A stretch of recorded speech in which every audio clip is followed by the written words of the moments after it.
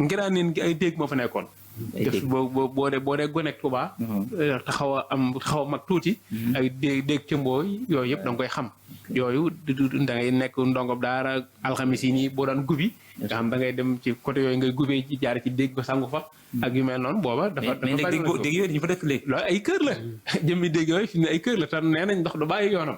waaw xam-xam dañuy wax ndox moom li ngay mën a def mooy da nga koy topp xam ne fii la jëm.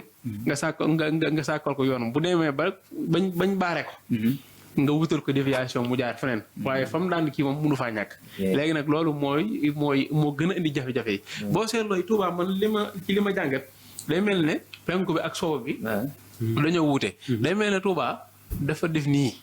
maanaam soow bi nekk nii. penku bi nekk nii mu mel ne loo def nii ab mbartal.